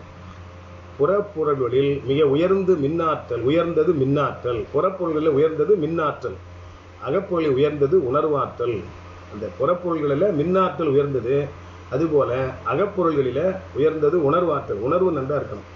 உணர்வின் வளர்ச்சிக்காகவே புறத்து மின் உள்ளது. அந்த உணர்வுடைய வளர்ச்சிக்காகவே அந்த வெளியில் இருக்கிற மின்னாற்றல் இருக்கிறது. புறநாகரிகம் வெளிநாகரிகம் மின்னாற்றலை அடிப்படையாக கொண்டுள்ளது. அகநாகரிகம் உணர்வு ஆற்றலை முதன்மையாக கொண்டிருக்கிறது. அந்த புறத்தில் இருப்பதெல்லாம் புறநாகரிகம் என்பது மின் ஆற்றலை அடிப்படையாக கொண்டும், உள்ளாற்றல் அது உணர்வாற்றல் அகநாகரிகமாக இது விளங்குகிறது. விஞ்ஞானிகள் இதுவரையில் கண்டுபிடித்த பொருள்களில் மின் ஆற்றலாகிய ஒளி இயக்கங்களே உயர்ந்தவை. விஞ்ஞானிகள் இதுவரையில் கண்டுபிடித்த பொருள் எல்லாம் அந்த மின் ஆற்றலாகிய ஒளி தான் இயக்கங்கள் தான் உயர்ந்தவையாக இருக்கிறது. ஒளியினுடைய இயக்கம் ஒளியினுடைய இயக்கம். மெய்யுணர்வு நூலோர் இதனை நாதம் விந்து எனவும் சிவம் சக்தி எனவும் கூறுவர். விஞ்ஞானிகள் கண்டுபிடித்த பொருள்களில் மின் ஆற்றலாகிய ஒளி இயக்கங்கள் தான் சொல்லியிருக்கிறார்கள். அது மெய்ஞான நூல் மெய் உணர்வு நூல்களில் அது நாதம் விந்து என்றும், நாதத்தை சிவம் சக்தி, நாத விந்து என்பதை சிவம் சக்தி என்றும் கூறுகின்றனர். அக உணர்விலும் சிவசக்தியே மேம்பட்டிருக்க வேண்டும். அக உணர்வில் கூட சிவசக்தி தான் மேம்பட்டு இருக்க வேண்டும். புறத்தில் நாதவிந்து நுண் இயக்கமாகவும் அகத்தில் சிவம் சக்தியாகவும் உயிர்களின் நலத்துக்கு சுத்தமாயையும் இறை திருவருளும் இயங்கி வருகின்றன. இறையனுடைய திருவருள் சுத்தமாயை உயிருடைய நலத்துக்காக இயங்கி வருகிறது. சீர்திருத்தம் என்பவை இந்த அடிப்படையில் நடைபெறாவிட்டால் அது இயற்கையாகாது. சீர்திருத்தம் என்பது இந்த அடிப்படையில் இருக்கணும். அப்படி இல்லைன்னா அது இயற்கையாக இருக்காது, செயற்கையாக ஆகிடும். திருத்தங்கள் அகத்தும் புறத்தும் நிழலாடும் திருவருள் ஒளியாகிய மின் இயக்கத்தின் அடிப்படையில் நிகழ வேண்டும். திருத்தங்கள் எல்லாம் எந்த வகையில் அமையணும்? அகத்தும் புறத்தும் நிழலாடுகின்ற திருவருள் ஒளியாகிய மின் இயக்கத்தின் வழியாக நடக்கணும். அப்படி இல்லைன்னா அது சரியா இருக்காது. அந்த மின் இயக்கமே எழுத்து என்னும் கல்வி கலையின் மின் திருத்தங்களாகும். அது எழுத்து என்கிற கல்விக்கலையினுடைய நிலையில இருந்தது. நாதம் என்பதும் எழுத்தில் நாதங்கள் விந்து என்பதும் எழுத்தின் வடிவுகள். நாதம் என்பதும் எழுத்தில் நாதங்கள், விந்து என்பதும் எழுத்தினுடைய வடிவம். இவை ஒளி எனப்படும். ஒன்று ஒளி, இன்னொன்று ஒளி. சாதாக்கியம் என்பது இதுதான் சாதாக்கியம் என்று சொல்லப்படுவது. இவற்றின் இயக்கம் ஈஸ்வரம், அதாவது தலைமைத்தன்மை ஈஸ்வரம் என்பது. இதனால் உண்டாகும் தலைமை நிலை சுத்த வித்தை எனப்படும். இத்தலைமையால் விளக்கப்படும் குரு ஞான நிலை. இதனால விளக்கப்படுதான் குரு ஞான நிலை. இங்கனம் மாமாயை என்னும் தூமாயை சுத்தமாயை அகத்தும் புறத்தும் மின்னியக்கமாய் ஒளி ஒளி எழுத்துக்களாய் பயன்படுகின்றன. இங்கனம் மாமாயை என்னும் தூமாயை, அது சுத்தமாயை, சுத்தமாயை. மாமாயை என்பது சுத்தமாயை, அது உள்ளும் புறமும் அகத்தும் புறமும் மின் இயக்கமாய் ஒளி ஒளி எழுத்துக்களாய் பயன்படுகின்றன. இந்த அடிப்படையில் கல்வி திருத்தம் அமைந்துள்ளது. இந்த சொன்ன அடிப்படையில் தான் கல்வி திருத்தம் அமைந்திருக்கிறது. நாட்டின் நாகரிகமாய் முதல் சீர்திருத்தமாய் அமைவது கல்வி திருத்தம் தான். இதனை நன்கு உணர்ந்தவர் மறைமலை அடிகளார். அதனால் அவர்கள் கல்வி திருத்தத்தை நாகரிக அடிப்படை திருத்தமாகவும் சேவையின் திருத்தமாகவும் அறிவுறுத்தினார். அதனால் அடிகளார் என்ன பண்ணார், இந்த கல்வி திருத்தத்தை நாகரிக அடிப்படையில் திருத்தமாகவும் சேவைய தொண்டு அடிப்படையிலையும் திருத்தமாகவும் அறிவுறுத்தினார். புரட்சி தலைவராகிய மாஸ்கோவில் வாழ்ந்த லெனின் அடிப்படை திருத்தம் இதுவே. அவருடைய திருத்தங்களும் இந்த அடிப்படையில் அமைந்தது தான். கடவுள் தலைமையும் ஞானத்தையும் விளக்க வந்த தமிழ்மறை குறவர் முதல் 2 திருக்குறளிலேயே அவற்றை புலப்படுத்தி நம்முடைய கடவுள் தலைமையும் ஞானத்தையும் விளக்க வந்தவர் தான் திருவள்ளுவராயினார். அதுதான் சொல்றார், கடவுள் தலைமையும் ஞானத்தையும் விளக்க வந்தவர் தமிழ்மறை குறவர். தமிழ்மறை என்பது திருக்குறள், குறவர் என்பது திருவள்ளுவர்.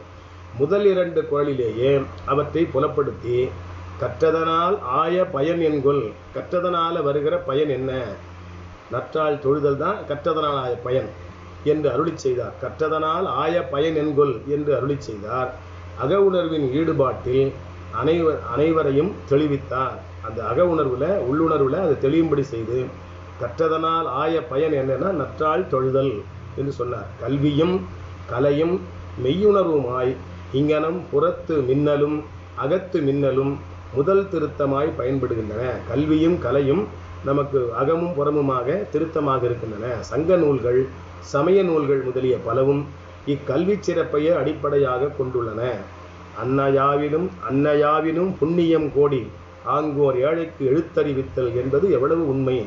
அன்னையாயினும் புண்ணியம் கோடி ஆங்கோர் ஏழைக்கு எழுத்தறிவித்தல், அதுதான் ரொம்ப சிறப்பு என்று சொன்னதில் எவ்வளவு உண்மை இருக்கிறது என்று எடுத்து காட்டுகிறார். இவ் அடிப்படைக்கு மேல் சாதி, குலம், தொழில், தீண்டாமை பற்றிய உலக திருத்தங்களும் இந்த கல்வி அடிப்படையோடு அதற்கு மேலாக சாதி, குலம், தொழில், தீண்டாமை பற்றி உலக திருத்தங்களும் இவற்றில் வேறுபாடு இல்லாமல் கொண்டும் கொடுத்தும் திருமணம் அமைந்து குடிகுடி ஈசற்கு ஆட்சி செய்தல் முதலிய அனைத்து சீர்திருத்தங்களும் படிப்படி எழுந்து ஒரு பொது நிலையை, அதாவது அருள் நிலையை விளைத்தன.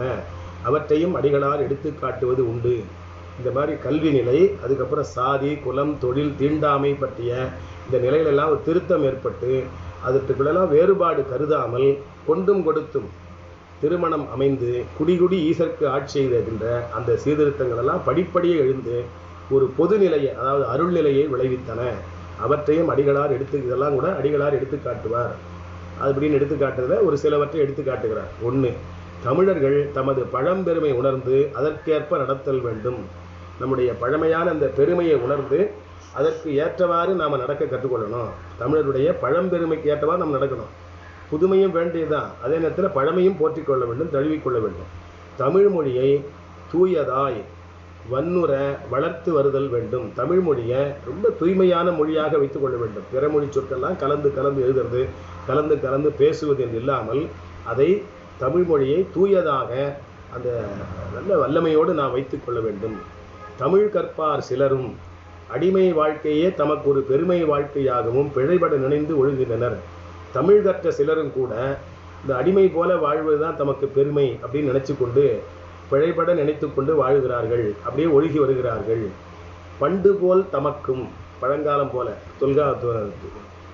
தொன்மையான காலம் போல, பண்டு போல்னா பழங்காலம் வரை, பழங்காலம் போல் தமக்கும் தம் இல்லங்களுக்கும் தம் ஊர்களுக்கும் பிறவற்றுக்கும் எல்லாம் தூய தமிழ் பெயர்களையே அமைத்தல் வேண்டும். நம்ம பழைய காலத்து போல நம்ம வீடுகளுக்கு பேர் வைக்கிறதா நல்ல தமிழ் பேராக வச்சுக்கணும். இப்பெல்லாம் பாருங்கள், வீட்டுக்கு ஏதோ பேர் வைக்கிறாங்க, புது புது பேராக வைக்கிறாங்க. அந்த மாதிரிலாம் வைக்காமல் நல்ல தமிழ் பேரை வைத்துக் கொள்ள வேண்டும்.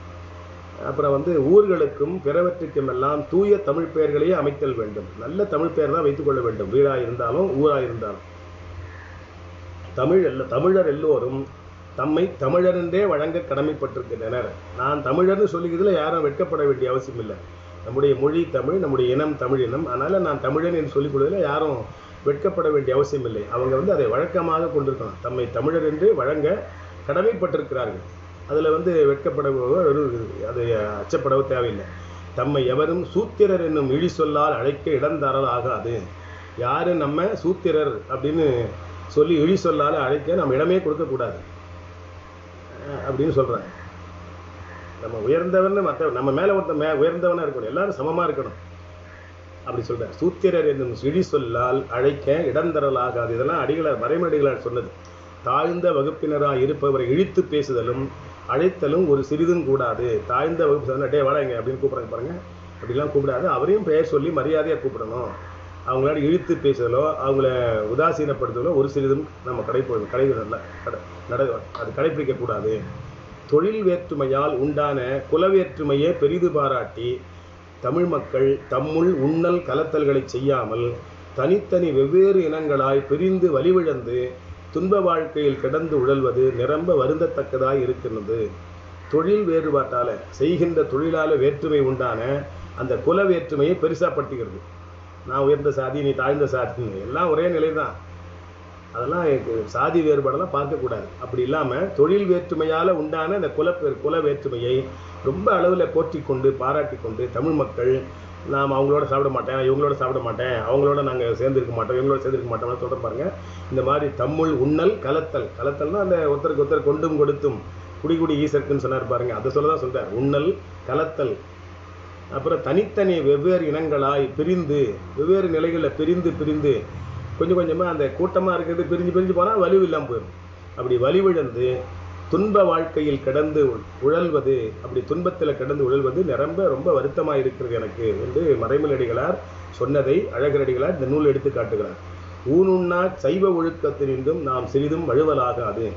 ஊன் உண்ணக்கூடாது, மாமிசம் சாப்பிடக்கூடாது, இறைச்சி சாப்பிடக்கூடாது, சைவ ஒழுக்கத்தில் இருக்கணும். அதிலிருந்து சிறிது கூட நாம் நழுவக்கூடாது, வழுவுதல் ஆகாது. அப்புறம் காதல் அன்பை கருதாமல் செய்யும் போலி மனத்தை அறவே ஒழித்து விடல் வேண்டும். போலி திருமணம்லாம் செய்யாமல் காதல் உணர்வோடு இருக்கணும். திருமணம்னா காதல் அடிப்படையில் இருக்கணும் அப்படின்னு சொல்கிறார். காதல் அன்பை கருதாமல் செய்யும் போலி மனத்தை அறவே ஒழித்து விடல் வேண்டும். கருத்து ஒருமித்ததாக இருக்கணும். அங்கே மற்ற நிலைகள்லாம் பார்க்க வேண்டியதில்லை. மக்களுக்கு செல்வப் பொருளை தேடி தொகுத்து வைக்கும் பெற்றோர் அவருக்கு தீமையே செய்பவராவர். மக்களுக்கெல்லாம் செல்வம் தேடி வைக்கிறதுனால அது நம்ம பெற்றோர்கள்லாம் நம்ம என்ன நினைக்கிறோம், நம்ம பையனுக்கு சேர்த்து வைக்கணும், நம்ம பொண்ணுக்கு சேர்த்து நினைக்கிறோம், பேரக்குழந்தை சேர்த்து வைக்கணும்னு. அது அப்படி சேர்த்து வைக்கிறது என்னன்னா அவங்களுக்கு ஒரு தீமை செய்பவர்கள். சில பேர் சில பணக்கார வீட்டிலும் பாருங்கள், அப்பா ரொம்ப கஷ்டப்பட்டு பணம் சேர்த்து வச்சிருப்பார், பையன் ஒரு வேலை செய்ய மாட்டான், அதை உட்காந்து சாப்பிட்டு இருப்பான். அதை தான் சொல்கிறார். மக்களுக்கு அந்த செல்வப் பொருளை எல்லாம் தேடி ரொம்ப அதிகமாக சேர்த்து வைத்தா அது அந்த குழந்தைகளுக்கு நன்மை இல்லை, தீமை தான் வரும். உழைப்பு கெட்டு போகும், உணர்வு கெட்டு போகும், எல்லாம் கெட்டு போகும்.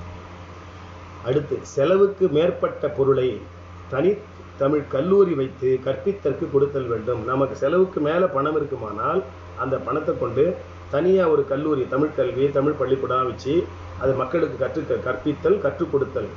நாமும் படிக்கணும், மற்றவங்களையும் படிக்க வச்சுக்கலாம்.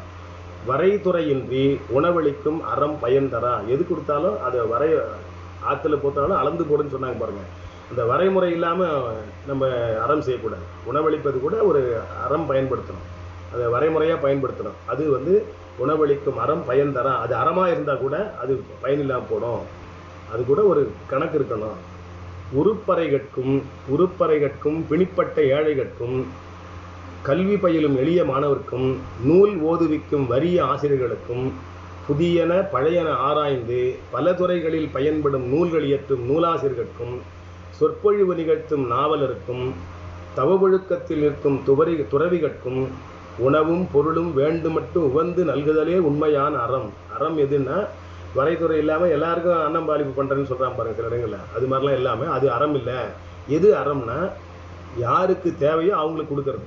அப்புறம் ரொம்ப உடம்பு நோயாக இருக்கிற ஏழைகளுக்கு கொடுப்பது. பிணிப்பட்ட ஏழை உருப்பறைகட்கும் பிணிப்பட்ட ஏழைகளுக்கும் கல்வி பயிலும் எளிய மாணவர்களுக்கு, ஏழையாக இருக்கிறவன் கல்வி பயிலுவான், அவனுக்கு வேண்டியது செய்யணும், அவனுக்கு உணவு கொடுக்கலாம். அப்புறம் நூல் ஓதுவிக்கும் வறிய ஆசிரியர், பள்ளிக்கூடத்தில் சொல்லிக் கொடுக்குற ஆசிரியர் புதியது பழையது எல்லாம் ஆராய்ந்து பல துறைகளில் பயன்படும் நூல்கள் இயற்றுகிற ஆசிரியர்கள், நூல் எழுதுகிற ஆசிரியர்கள், சொற்பொழிவு நிகழ்த்துபவர்கள், அப்புறம் தவ ஒழுக்கத்தில் இருக்கிற துறவிகள், அவங்களுக்கு உணவும் வேண்டும் பொருளும் உவந்து கொடுத்த மகிழ்ச்சியாக கொடுக்கணும். அப்படி கொடுக்கறதா உண்மையான அறம். சும்மா நான் தானம் பண்ணுறேன்னு சொல்கிறது அறம் அல்ல. முழுமுதற் கடவுள் ஒன்றே அன்றி பல இல்லை என்னும் உறுதியில் சிறிதும் நிகழலாகாது. முழுமுதற் கடவுள் ஒருவர் தான் அப்படின்றது ரொம்ப உறுதியாக இருக்கணும். அதில் கொஞ்சம் கூட நெகிழ்ச்சி இருக்கக்கூடாது. அப்புறம் பிறப்பு இறப்புகளில் கிடந்து உழன்ற சிறு தெய்வங்களையும், பிறப்பு இறப்புகளில் கிடந்து உழந்துகின்ற சிறப்பு உண்டா. பிறந்து இறந்து பிறந்து இருக்கிறதெல்லாம் கடவுள் இல்லை, அதெல்லாம் தெய்வங்கள் கூட இல்லை, அது தெய்வங்கள் என்றும், கண்ணன் ராமன் முதலான அரசர்களையும் கடவுள் நிலையில் வைத்து வழிபடுதல் மன்னிக்கப்படாத பெருங்குற்றமாய் முடியும். பிறப்பு இறப்புகளை கடந்து உழல்கின்ற சிறு தெய்வங்களை எல்லாம் கும்பிடுதல், கண்ணன் ராமன் போன்ற உயர்ந்த நிலையில் வாழ்ந்த அரசர் போல இருந்தவர்களெல்லாம் கொண்டாந்து சாமியாக நினச்சி கும்பிடுறப்ப கடவுள் நிலைக்கு வைத்து கும்பிடுதல் வழிபடுதல் மன்னிக்கப்படாத பெருங்குற்றம். இதெல்லாம் பெரிய குற்றம் சொல்கிறார். திருக்கோயில்களை விட மக்களுக்கு உறுதி பயக்கக்கூடியது வேறு எதுவும் இல்லை. திருக்கோயில்களை விட மக்களுக்கு நல்ல நலம் செய்யக்கூடிய உறுதி பயக்கக்கூடியது வேறு எதுவும் இல்லை. வழிபடும் முறைகளும் வடநாட்டை விட தென்னாட்டின் கண்ணே தான் சிறந்தனவாய் நடைபெறுகின்றன. வழிபாடு முறை தமிழ்நாட்டில் இருக்கிற மாதிரி வடநாட்டில் இருப்பதில்லை. ஆனால் தென்னாட்டில் தான் அது சிறந்து விளங்குகிறது. வடநாட்டு கோயில்களில் மக்கள் தாமே நீரும் பூமிட்டு வணங்குகிறார்கள். தென்னாட்டு முறை எவ்வளவோ நலன் தருவதாய் காணப்படுகின்றது. சிறிதும் மாற்றாமல் நடப்பித்தலே வேண்டற்பாலது. தென்னாட்டு முறையெல்லாம் இப்போ இருக்கிறது சரியாக இருக்குது, அதை அப்படியே கடைபிடிக்கலாம். இந்த அடிகளார் காலத்தில் இதை சொல்கிறார். கோவிலுக்கு வழங்குவது உண்மையில் வீணாகுமா? கோயிலுக்கு நம்ம நன்கொடை கொடுப்பதெல்லாம் வீணாகாது. இல்லறத்தார் வேறு துறவரத்தார் வேறு என்னும் தவறான கருத்தை நான் தமிழ் மக்கள் அறவே ஒழித்து விடல் வேண்டும். இல்லறத்தார் வேற துறவரத்தார் வேற என்று வேறுபாடு காண்பது தவறான கருத்து. அதை தமிழ் மக்கள் அறவே ஒழித்து விடல் வேண்டும் என்று இந்த கருத்துக்களை எல்லாம் தமிழர் மதம் என்கிற நூலில் பக்கம் 260 276 வரையில் இருக்கிற ஒரு 16 பக்கங்களில் இருக்கிற கருத்துக்களை எல்லாம் அழகரடிகளார் இந்த கட்டுரையில் தொகுத்து கூறியிருக்கிறார். அடுத்து இன்னொன்று சொல்கிறார். தீண்டாதவர்கள் வாழ் எல்லா உதவியும் பெற்றுக்கொண்டு தமக்கு உதவிகளையும் செய்யும் அவ்வேழை எளியவர்களை ஒருவேளை நல்லுணவு கூட கொடாமல் துன்பரச் செய்வதுடன் அவர்களை கடவுளை வணங்குவதற்கும் கோயில்களினுள்ளே வருதலும் ஆகாது என்று கொடுமை செய்தலும் தெய்வத்துக்கு அடுக்குமா? தீண்டாதவர்கள் பால அவங்க உழைப்பிலிருந்து நெல் எடுத்துக்கிறோம், அதை அரிசியாக்கி சாப்பிட்டுக்கிறோம். இந்த மாதிரி நிறையா பண்ணுறாங்க. அந்த மாதிரி பணிகளை எல்லாம் உதவியெல்லாம் ஏற்றுக்கொண்டு அவங்களுக்கு அந்த உதவிகளை செய்யும் ஏழை எளியவர்களுக்கு ஒருவேளை நல்ல உணவு கூட நம்ம கொடுக்கறதில்ல, கொடுக்காமல் நல்ல உணவு கூட கொடாமல் துன்புறச் செய்வது, அவர்களை துன்ப சேவனை செய்வதும், அவர்களை கோயிலுக்குள்ளே வரக்கூடாது, கடவுளை வணங்குவதற்கு கோயிலுக்குள்ளே வரக்கூடாது, வெளியிலேருந்தே சாமி கும்பிடு அப்படின்னு சொல்கிறோம் பாருங்கள். இதெல்லாம் கொடுமையிலும் கொடுமை, அது தெய்வத்துக்கே அடுக்காது. இந்த கருத்தை கருத்தோவியம் என்ற நூலில் மறைமலடிகள் கருத்தோவியம் என்ற நூலில் பக்கம் 62 எடுத்து கூறியிருக்கிறார். பெரிய புராணத்தில் திருத்தொண்டர்கள் இத்தகைய புதுமை திருத்தம் உடையவர்கள். பெரிய புராணத்தில் இருக்கிற திருத்தொண்டர்கள்லாம் வருது பாருங்க, 63 நாயன்மார்கள்லாம் இந்த புதுமை திருத்தம், இந்த சீர்திருத்த நிலையில் இருந்தவர்கள். எல்லாம் மின் சிதறல்களே. இவையெல்லாம் அந்த சிதறல்கள், இந்த இறைவனுடைய அருளால் ஏற்பட்ட அந்த மின் சிதறல்கள், மின் ஆற்றல்களால் ஏற்பட்ட சிதறல்கள். ஆதலின் அவர்களெல்லாம் பொதுமக்களினும் மேம்பட்ட சிறப்பு மிக்க சோதி அடியார்கள் ஆனார்கள். அதனால தான் அவங்க என்ன பண்ணாங்க, பொதுமக்களிலிருந்து கொஞ்சம் மேம்பட்ட நிலையில், உயர்ந்த நிலையில் சிறப்பு மிக்க ஒரு அடியார்கள் போல விளங்குகிறார்கள். ஈசனுக்கு அன்பும் எவ்வுயிர்க்கும் அன்புமாகிய உணர்வும் மின்னல் அவர்களிடம். உணர்வு மின்னல், ஈசர்களுக்கு அன்பு, அதே நேரத்தில் உயிர்கள் மேலே அன்பு செலுத்துதல். அவர்களுக்கு ஏற்பட அந்த மின்னல், உணர்வு மின்னல், அவரிடத்தில் இருக்கிற அந்த ஆற்றல் அவரிடம் சிறந்திருந்தது. எளிய வேறுபாடுகளெல்லாம் அவரிடத்தில் அவர்கள் பெரிய நோக்கத்தில் முற்றிலும் நீங்கி புதுமையாய் விளங்கினர். எளிய வேறுபாடுகள்லாம் இல்லாமல் அவங்க எல்லாமே பெரிய நோக்கம், பொது நோக்கம் அப்படி இருந்தார்கள். எல்லாவற்றையும் அந்த வேறுபாடுகள் எல்லாம் முழுமையாக நீக்கி பொதுமை நிலையில் இருந்தார்கள். சோதி என்பது அக்கினி என்று, சோதி என்று சொல்லுவது அக்னி இல்லை, நெருப்பு இல்லை, மின்னொளியே அவ்வாறு கூறப்பட்டது. அந்த மின் ஒளி, அந்த மின்னல் தோன்றுகிற போது இவர்கள் ஒளி போல தோன்றுதான் சோதியை தவிர அக்னி இல்லை. அக்கினி வேறு, மின் வேறு, நெருப்பு வேறு, இந்த மின் ஆற்றல் வேறு. மின்னொளியானது நிலன், நீர், தீ, வளி, வான் என்னும் ஐம்பூதங்களில் ஒன்றன்று. அந்த நிலம், நீர், நெருப்பு, காற்று, ஆகாயம் சொல்லுங்கிற பாருங்க, பஞ்சபூதம்னு. இந்த 5லிருந்து அது வேறானது. இஞ்ஞான்றை இயற்கை பொருள் நூலார்க்கெல்லாம் ஒப்ப முடிந்தது. இதெல்லாம் இயற்கை பொருள் நல்லாருக்கு முடிந்தது, ஒப்புக்கினாங்க. மின்னொளி தீயொளியின் வேறாதல் நன்கு துணியப்படும். மின்னொளி வேறு தீயொளி வேறு என்பது நன்கு அவங்க துணிந்து தெரிந்து கொண்டார்கள். இந்த கருத்துக்களை எல்லாம் சிவஞான போத ஆராய்ச்சி என்ற நூலில் மறைமலை அடிகளார் பக்கம் 129 சொல்லியிருக்கிறார். மின்னின் ஒரு பகுதியே, அதாவது மின்னாற்றின் ஒரு பகுதியே காந்த ஆற்றல் மிக்க பகலவனாகவும் அமிர்த ஆற்றல் நிலவோனாகவும் வெப்ப ஆற்றல் தீவண்ணனாகவும் உலகத்திலே விளங்குகிறது. இந்த மின் பகுதியினுடைய ஒரு பகுதி காந்த ஆற்றல் என்கிற வகையில் பகலவனாகும் சூரியனாகவும், அமிர்த ஆற்றல் என்ற வகையில் சந்திரனாகவும், வெம்மை ஆற்றல் சூடு என்கிற வெப்ப ஆற்றல் தீவண்ணனாகவும் உலகத்தில் விளங்குகிறது. 3 நிலையில் விளங்குகிறது. ஒன்று சூரியன், இன்னொன்று சந்திரன், இன்னொன்று தீநிறன், அந்த தீவண்ணனாகவும் விளங்குகிறது. இம்மூன்று வகைகளையும் முத்தி எனக் கொண்டு, இந்த 3 மூகையான முத்தி எனக் கொண்டு நம் நாட்டு மக்கள் முத்தி மின் வேள்வி வேட்டு வந்தனர். இப்போ ஆரியர்கள் வேட்டு வந்த வேள்வி வேற, தமிழர்கள் வந்த வேள்வி வேற என்பதை இங்கே விளக்குகிறார். முத்தி மின் வேள்வி வேட்டு வந்தனர், வேள்வி செய்து வந்தார்கள். அவங்க தமிழர்கள் செய்த வேள்வி எல்லாம் முத்தி வேள்வி. அந்த சூரியன் சந்திரன் அக்கி நெருப்பு என்கிற 3 நிலைகளில் வந்த அந்த முத்தி வேள்வி. இங்கனமெல்லாம் கடந்த பேராற்றல் வாய்ந்ததே மின்னாற்றல் என்க. இதுதான் மின்னாற்றல்னு பேரு. இனி இப்பொதுமையாகிய அருள் மின்னிலிருந்து அதன் தனிமையாகிய சிவம் என்னும் செம்மை அடைதற்கு உரியவர் அடியார் பெருமக்கள். இந்த மின் ஆற்றிலிருந்து அதிலிருந்து தனித்து விளங்குகின்ற சிவம் என்னும் அந்த செம்மை பொருளை அடைவதற்கு உரியவர்கள் அடியார் பெருமக்கள். 4 சமயக்குறவர். இப்பொதுமையிலும் தனிமையிலும் நன்கு ஊறியவர்கள். இந்த 4 அடியார் பெருமக்களும் இந்த பொதுமை நிலையில தனிமை நிலையில நன்கு ஊறியவர்களாக விளங்கினார்கள். கருத்தற்ற வேறுபாடுகளை தவிர்க்கும் சீர்திருத்தங்களால் மின் பொதுமையடைந்து அதிலிருந்து சிவத்தின் தனிமையில் ஊறி நிற்க வழிகாட்டியவரே 4. இதிலிருந்து அந்த வேறுபட்டு இந்த தனிமை நிலையில் இருந்து பொதுமை நிலையை பெற்றவர்கள் தான், வழிகாட்டியவர்கள் தான் நம்முடைய சமயக்குறவர்கள் 4 சொல்லப்படுகின்ற ஞானசம்பந்தர், நாவுக்கரசர், சுந்தரர், மாணிக்கவாசகர். அந்த அருமைப்பாட்டை அறிவது அன்றோ சீர்திருத்தம். இந்த அருமைப்பாட்டை உணர்வதுதான் சீர்திருத்தம். ஏதோ நாட்டில் சில சீர்திருத்தம் சொல்றதெல்லாம் சீர்திருத்தம் இல்லை, இதுதான் சீர்திருத்தம். எளிதான உலகியல் சீர்திருத்தங்களையே வானளாவ உலகம் கரைந்து கொண்டிருக்கிறது. எளிதான உலகியல் சீர்திருத்தங்களை தான் உலகம் அப்படியே கரைஞ்சு போகுது. ஆனால் உண்மையான சீர்திருத்தம் என்பது இந்த மேலே சொன்ன அந்த சீர்திருத்தங்கள் தான்.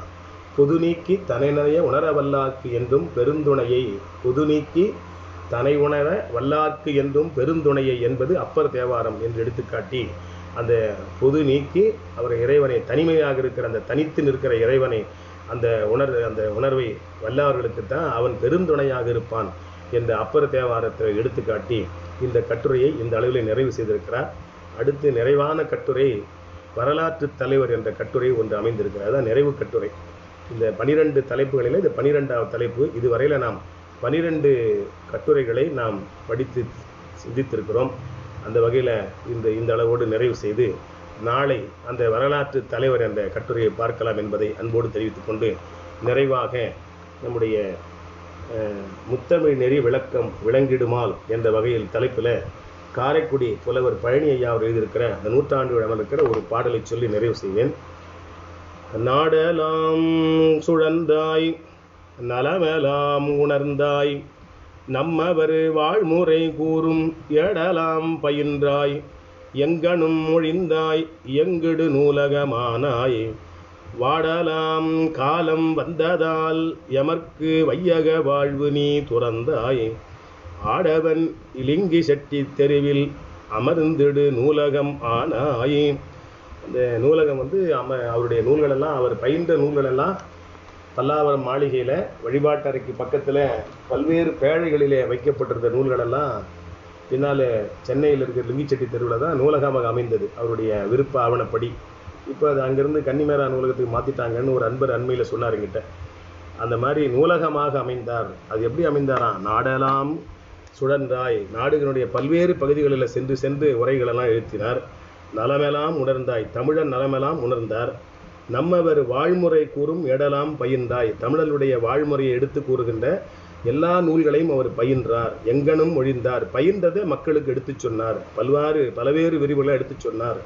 இயங்கிடு நூலகமானாய், அப்படி சொன்னதுனால அவர் நடமாடும் நூலகம் போல விளங்கினார். வாடலாம் காலம் வந்ததால் எமர்க்கு வையக வாழ்வு நீ துறந்தாய். நமக்கு காலம் வந்துடுச்சு, வாடுகின்ற காலம் வந்ததுனால தான் நீ வையக வாழ்வை துறந்து போயிட்டாய். எங்களுடைய காலம் வாடுகின்ற மாதிரி ஆயிடுச்சு. ஆடவன் லிங்கி செட்டியின் தெருவில் அமர்ந்திடு நூலகமானாய். இருக்கிற போது இயங்குகின்ற மொபைல் லைப்ரரியாக இருந்தார். இப்பொழுது அது ஒரு நூலகமாகவே ஆயிட்டார். அமர்ந்திடும் நூலகமானாய். முதல்ல வாழ்ந்த காலத்தில் மொபைல் லைப்ரரியாக இருந்தார். இந்த காலத்தில் ஒரு நூலகமாக, கட்டிடத்தில் நூலகமாக விளங்கி இருக்கிறார் என்று இந்த பாடலை செய்து சொல்லியிருக்கிறார். அந்த நினைவோடு இந்த சிந்தனையை நிறைவு சலாம் தெரிவித்துக் கொண்டு, நாளை நிறைவு கட்டுரையாக இருக்கிற வரலாற்று தலைவர் என்ற நிலையிலே அருட்குருநாதர் அழகரடிகள் எழுதியிருக்கிற அந்த கட்டுரையை படித்து சிந்திக்கலாம் என்று தெரிவித்துக் கொண்டு, அனைவருக்கும் என்னுடைய பணிவான வணக்கங்களையும் நன்றியையும் வாழ்த்தையும் சொல்லி நிறைவு செய்கிறேன். தென்னாடுடைய சிவனே போற்றி, எந்நாட்டவர்க்கும் இறைவா போற்றி, திருக்கழுக்குன்றில் செல்வா போற்றி, பொறுப்பமரு பூவனத்து அறமே போற்றி, காவாய் கனகத்திரளே போற்றி, கைலை மலையானே போற்றி போற்றி, அருட்குருநாதர் அடியிணைகள் போற்றி போற்றி. திருச்சிற்றம்பலம்.